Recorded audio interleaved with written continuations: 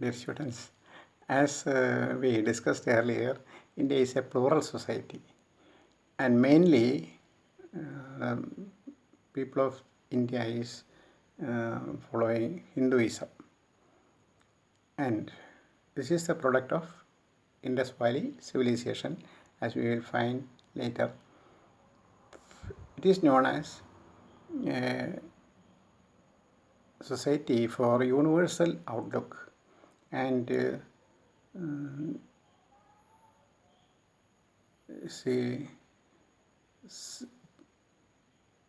comprehensive one. Hinduism represents different schools of thought. It does not have proselytizing zeal. Proselytizing, proselytizing,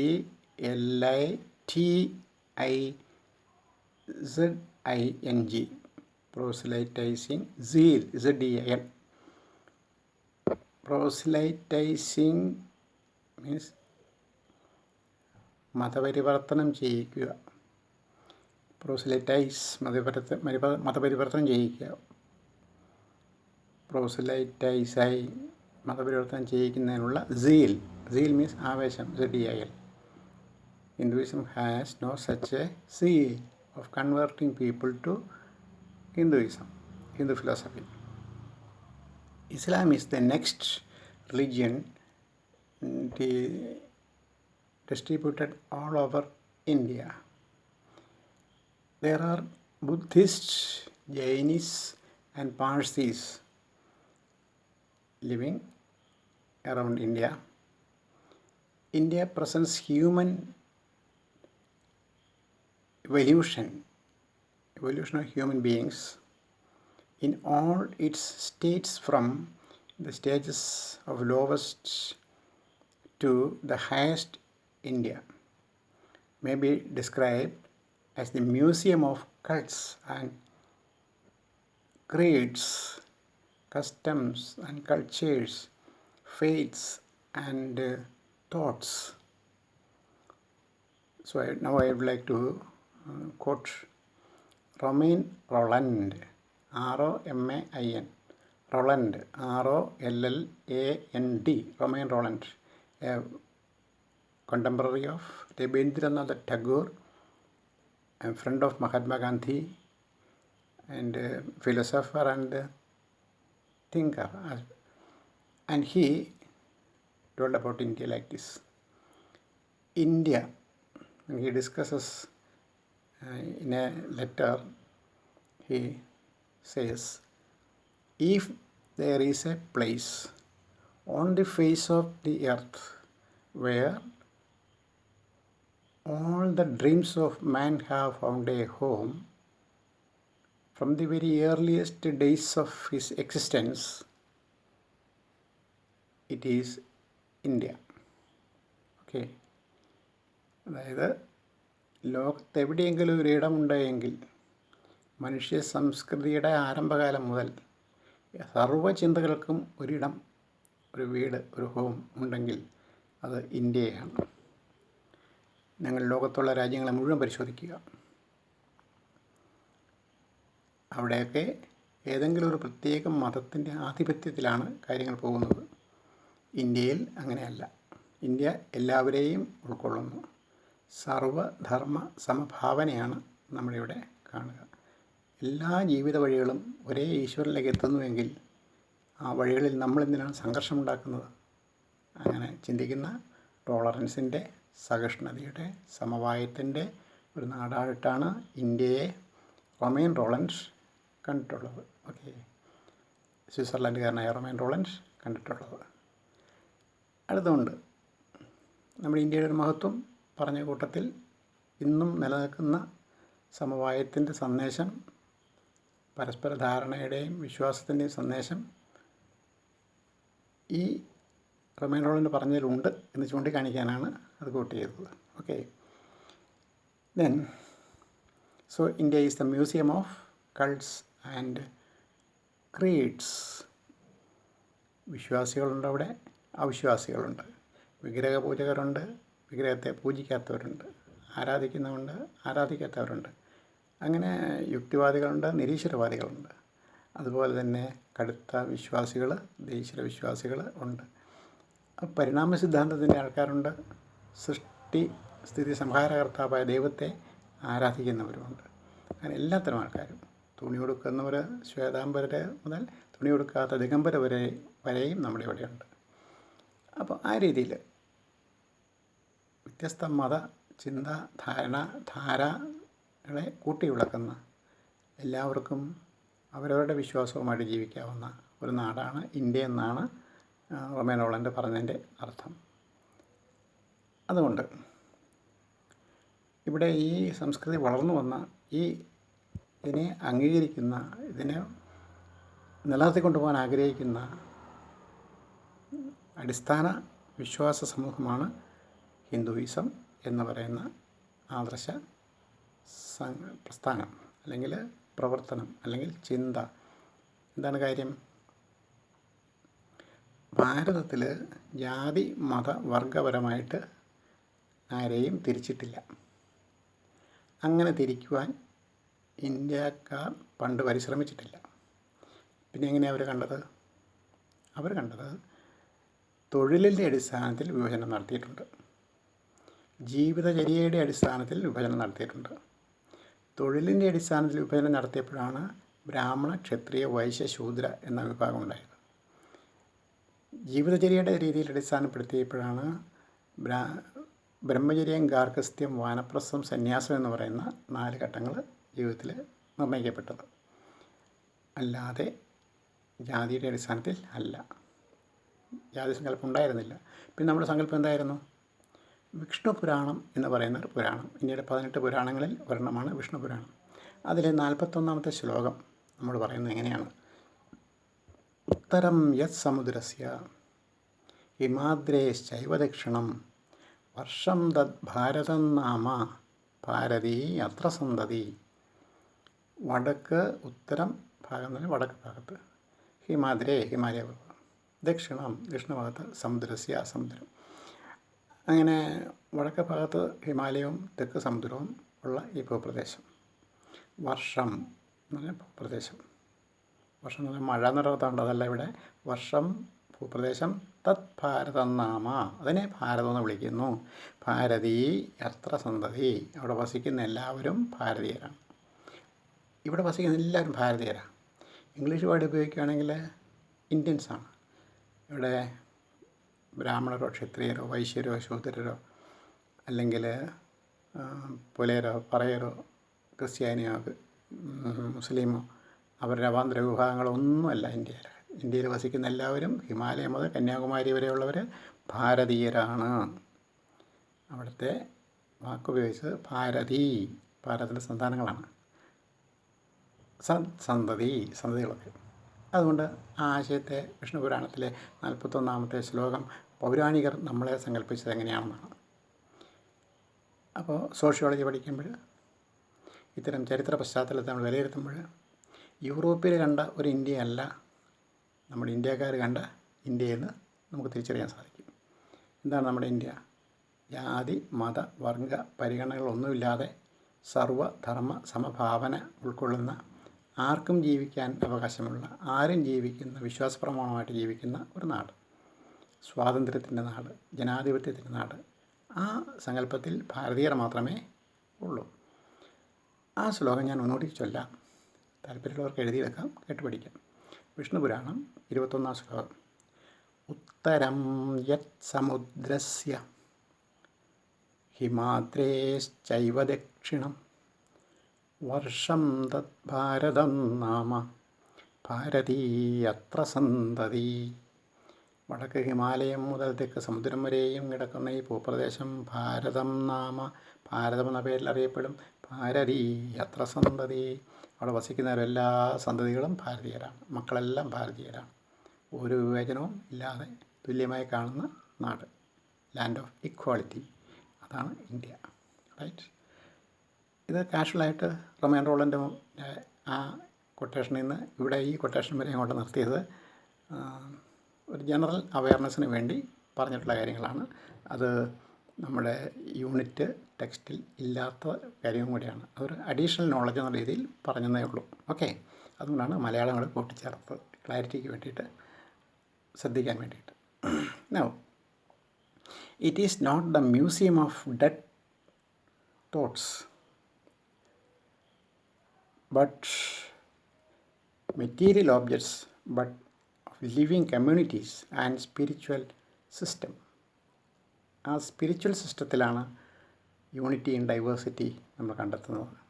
മുത്തുകളെ ചരട് കുരുത്തിരിക്കുന്നത് പോലെ ഭാരതത്തിലെ ജനതയെ മുഴുവനും ഈ ഫിലോസഫി കൊരുത്ത് പിടിച്ചിരിക്കുന്നു, വിശ്വാസം കൊരുത്ത് പിടിച്ചിരിക്കുന്നു, നാം ഭാരതീയർ എന്നുള്ള സങ്കല്പം കൊരുത്ത് പിടിച്ചിരിക്കുന്നു.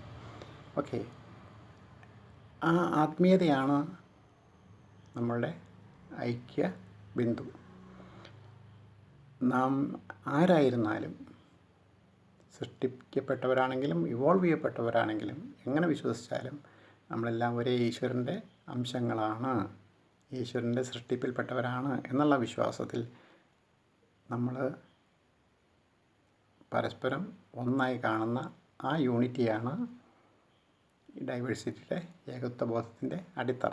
Okay, then there are diversities also. Physical diversities are there. Human beings മാത്രമല്ല, animals, plants, birds, fish, everywhere we can find this diversity of size and beauty. Or way of life, cultures are different. Kashmir to Kanyakumari, we find different types of languages for communication. From Assam to Balochistan, formerly we called India, and we find so many diversities of languages. So also geographical diversities are also there. Hills are there, mountains are there, long rivers are there, short rivers are there, and perennial rivers are there. Rivers that dry up in drought season are also short rivers are there, like that. For example, Sindhu, Narmada and Brahmaputra that originated from Himalayas are perennial rivers, long rivers. But in Kerala, the Periyar or our this Netravati river are all small rivers that may be drying up perhaps in summer season. Okay, in Rajasthan we have Thar desert, but in Himalayas we have glaciers of ice. Deccan Plateau is the driest area here in South India, but Assam we have heavy rain. So India is a land of diversities, of geographical diversities there, and based on that our livelihood is different, language is different, geographical differences may make linguistic difference also. Okay, such a difference are there. Then, but there is a fundamental thread of unity. That is what fundamental thread of unity. Thread means thread of unity among these diversities. The name Bharat Varsha, I have already explained to you, there is no need of further explanation on this Bharata Varsha. Varsham that Bharata Nama, that Bharata has a historical significance. Then Bharat of Indo-Aryans has literature, prayers, then actuating the heart of a Hindu to worship. So we worship rivers,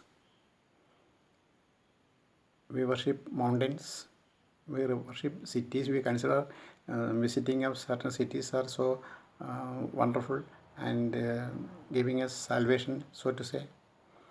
And so 7 rivers are there. In the text it is noted. When you get the text, you may read it further. Now I shall tell you. Ganga, Ganges, Yamuna. In Delhi we have seen. So you just refer the map I have given to you and find these rivers. Then Godavari, Saraswati, Narmada, Kaveri, Sindhu. In the eastern side we have Brahmaputra, the western side we have Sindhu, two great rivers that we worship. Then that we find holy. Then Yamuna is there, Ganga is there. Ganga and Yamuna joins together, and as Hooghly river flows to Bengal. Okay, then certain rivers are flowing to eastward. Mahanadi, Godavari, and Narmada to west, and Kaveri to east. From north to south, rivers are considered holy. Once again I shall tell you. The south Kaveri, the north Brahmaputra and Sindhu. The middle Ganga and Yamuna. Then the west Narmada. Then other rivers, Mahanadi, Godavari, everything flows to the east. And Hindus pray like this. Ganga Sindhuscha Kaveri Yamuna cha Saraswati Reva Mahanadi Goda Brahmaputra Punadama. Such prayers are there.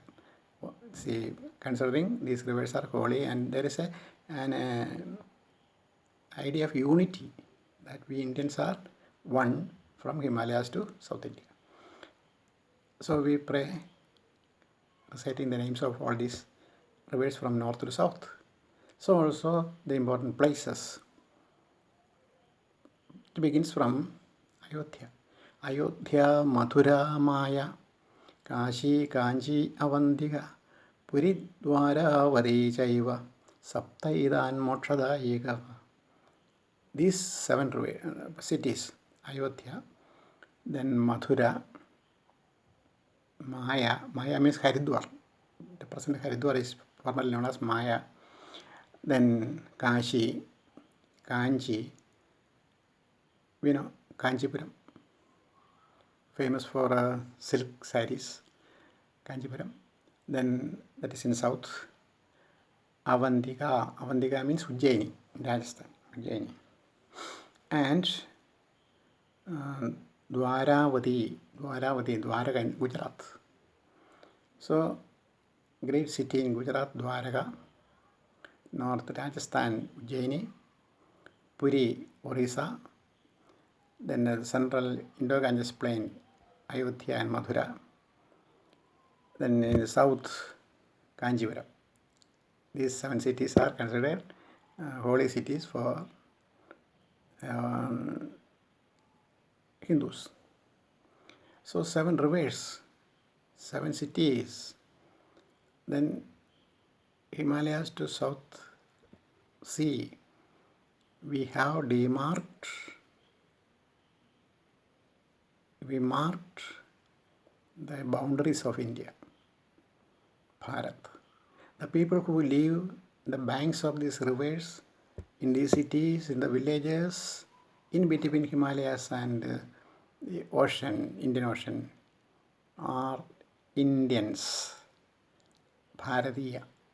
This is the concept of Bharatiya. This faith, faith of belongingness, this identity is the thread. Feeling of belongingness is the thread that unites these diverse people together. Not any religion, not one caste. Okay.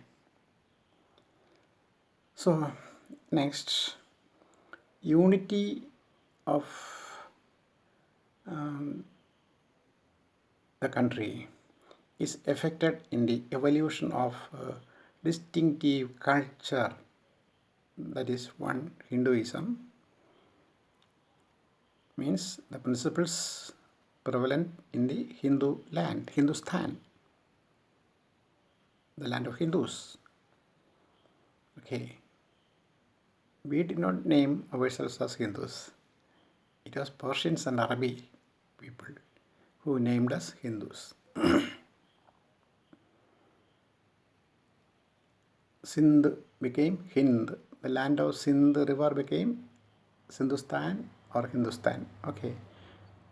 Then gradually, by etymological changes, linguistic changes that we will study when we learn about linguistics, it became Hind, Ind, Indus, India, and people living here became Indians. So it is a transformation of words. Hind became Ind, Ind became Indus, Indus, people became Indians. So we have studied Indus Valley civilization. Those who have studied, say, this history have studied Indus Valley civilization, Sindhu Naditata Samskaram. Okay, that's Malayalam. And Hinduism is the deeply active in the minds of people like body and soul. The body and soul are interrelated. Like that, Hinduism is the soul of India that gives everybody equal footing, equal status. And Hinduism defended the potential revolution and retained its culture. Then Hinduism is based on Varnashrama Dharma, Varnam and Ashramam.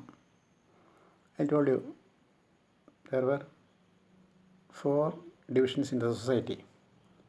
That is Varnam. In Bhagavad Gita, Lord Krishna has said so.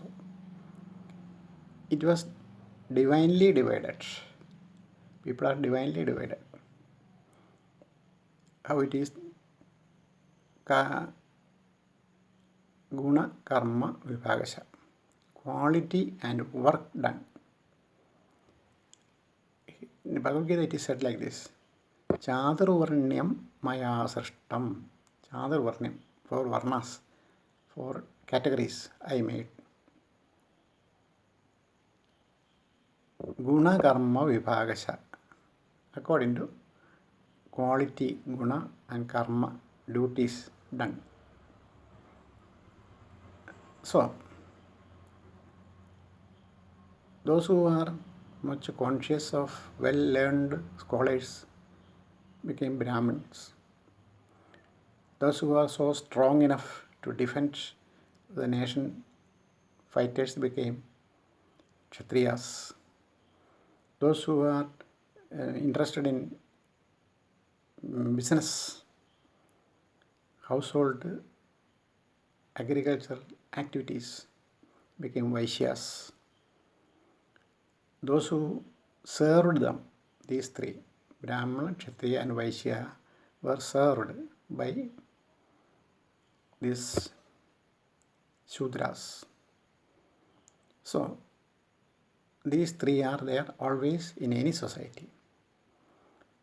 Whether it is the communist society or the Islamic society or the Hindu society or Christian society, whatever be, there will be scholars, there will be martial people, armed forces, there will be servants, there will be businessmen. Even in service, in the modern times, we have divided them into 4. Class 1 officers, Class 2 officers, Class 3 officers and Class 4 officers.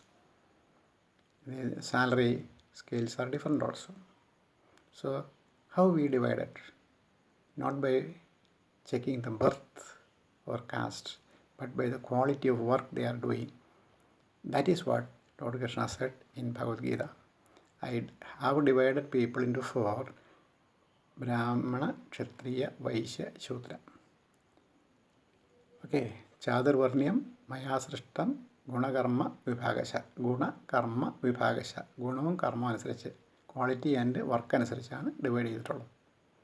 Right, അതാണ് വർണ്ണ വിഭജനം. That is വർണ്ണ division. Next is ആശ്രമം. ആശ്രമം is A stage. That is up to 24 years, whether boy or a girl should study, learn, make knowledge, become wise. That is Brahmacharya. Brahmacharya period is a period of education. That is up to 24 years. Then comes, say, Garhastya. Garhastya means living with a wife or parents or with disciples. So, Garhastya period we have to look after children or people we care for.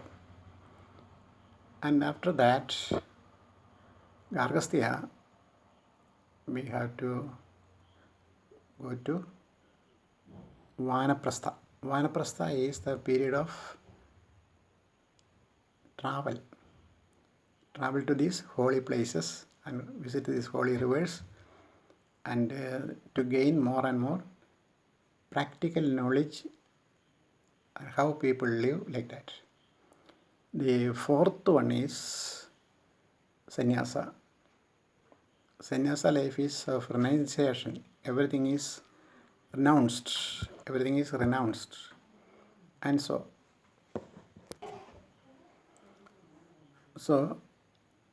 Vanaprastha is followed by sannyasa. Sannyasa means a period of renunciation. And so during this last stage of our life, we will be a mature person, highly educated person, a scholar who can teach others. So, leaving our home, giving all to our children or people like our people that we loved like children or disciples. We are going, traveling and finding a new happy place where we can settle. There we establish an ashrama. There the people around from various societies will come, and as a scholar we will teach them the virtuous and the vicious ways of life and how to overcome the problems of life. Because we have so much experiences to communicate to them, communicate to the new generation. And they will be our disciples, they will be our students, and even on our death, they will do either burial or cremation. We need not worry of anything. We need not worry of children. We need not worry about wife or wives or other burdens in life, because we have left everything. We are leading a simple life, humble life, happy life. This is the fourth sannyasa life. Nobody is worried of us, and we are not worried of anybody. Our children are not worried of us. We are not burdened to our children. Children need not kill the parents, because parents have already left them. Like the present day, parents are always living with the children, so that when they find the parents are a burden, they will take them to railway station, bus stand or orphanage, old age home. In olden days, in sannyasa, parents themselves are leaving the house. No pressure from the children. And also children need not pressurize parents. Okay. So for ashramas, Brahmacharya, Vanaprastha, Brahmacharya, Garhastya, Vanaprastha, Sannyasa. Okay. So Varna, Ashrama, Dharma. Okay. Just listen the class. We will continue in the next class. Thank you.